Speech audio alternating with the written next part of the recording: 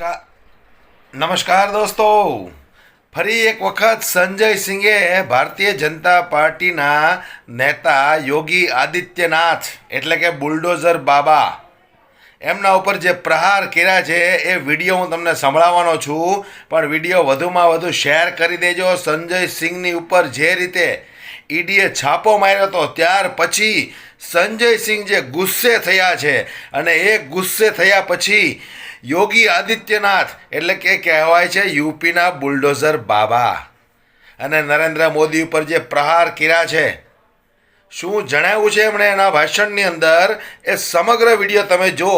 मोदी जी के पास पैसा नहीं है, नौजवान मांगता है रोजगार, सरकार कहती है पैसा नहीं है, किसान कहता है फसल का दाम दे दो, सरकार कहती है पैसा नहीं है, माताएं बहनें कहती है अरे महंगाई तो कम कर दो मोदी जी, सरकार कहती है पैसा नहीं है. आकाश में चले जाइए तो हवाई जहाज अडानी का, जमीन पर आ जाइए तो एयरपोर्ट अडानी का, समुद्र में चले जाइए तो सीपोर्ट अडानी का, पाताल में चले जाइए तो कोयला अडानी का, गैस अडानी का, बिजली अडानी का, सड़क अडानी की, पानी अडानी का, रेल अडानी का, सेल अडानी का, पूरा हिंदुस्तान नरेंद्र मोदी ने अपने गुजराती दोस्त अडानी के नाम कर दिया. चंद दोस्तों का, चंद पूंजीपति मित्रों का नरेंद्र मोदी जी ने 11 लाख करोड़ रुपए माफ कर दिया. नीरव मोदी 20,000 करोड़ लूट के भाग गया, मेहुल चौकसी 20,000 करोड़ लूट के भाग गया,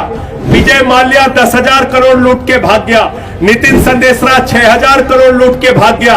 पूरा देश नरेंद्र मोदी, भारतीय जनता पार्टी और उसके दोस्त लूट रहे हैं. भाजपाइयों के लिए कहता हूं कि देखो ऐ दीवानों, ऐसा काम ना करो और राम का नाम बदनाम ना करो.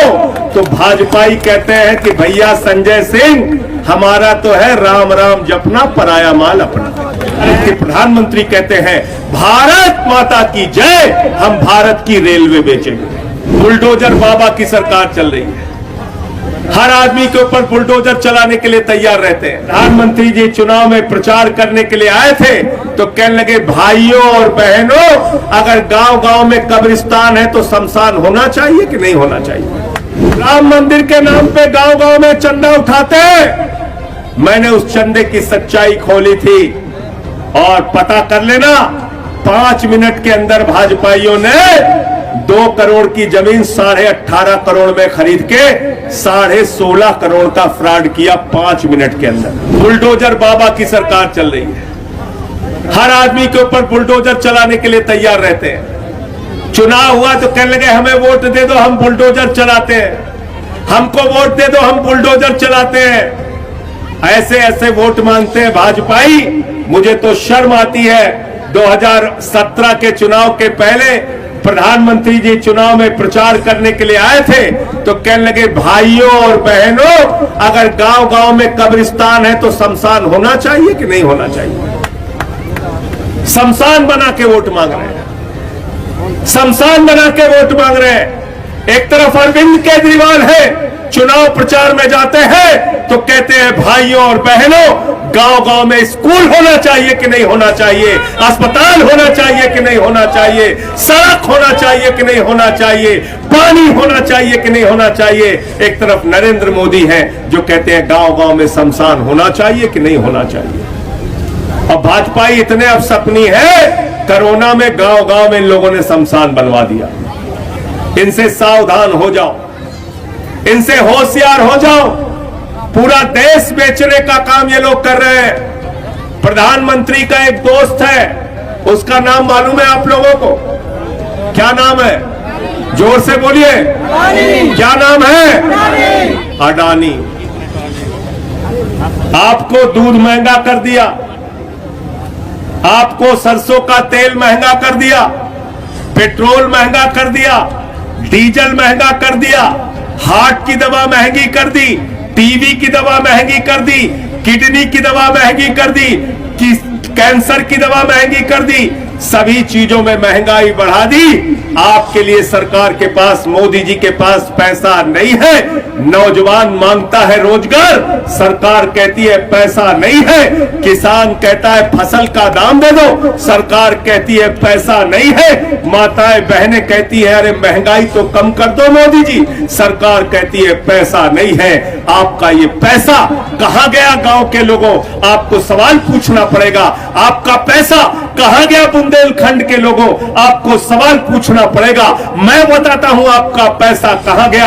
आकाश में चले जाइए तो हवाई जहाज अडानी का, जमीन पर आ जाइए तो एयरपोर्ट अडानी का, समुद्र में चले जाइए तो सीपोर्ट अडानी का, पाताल में चले जाइए तो कोयला अडानी का, गैस अडानी का, बिजली अडानी का, सड़क अडानी की, पानी अडानी का, रेल अडानी का, सेल अडानी का। पूरा हिंदुस्तान नरेंद्र मोदी ने अपने गुजराती दोस्त अडानी के नाम कर दिया। कि नरेंद्र मोदी के दोस्त को कितना कर्जा मिला है?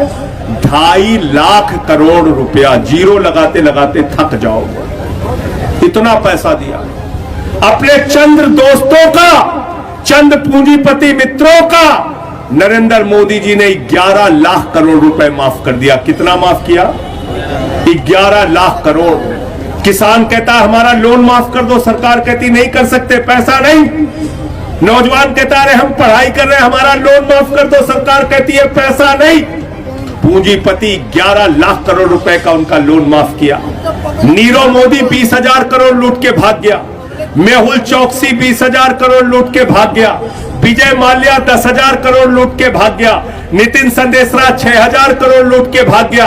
पूरा देश नरेंद्र मोदी, भारतीय जनता पार्टी और उसके दोस्त लूट रहे हैं। इन सवालों पर आपको गांव गांव में जगाना पड़ेगा, लोगों के बीच में जाके चर्चा करनी पड़ेगी।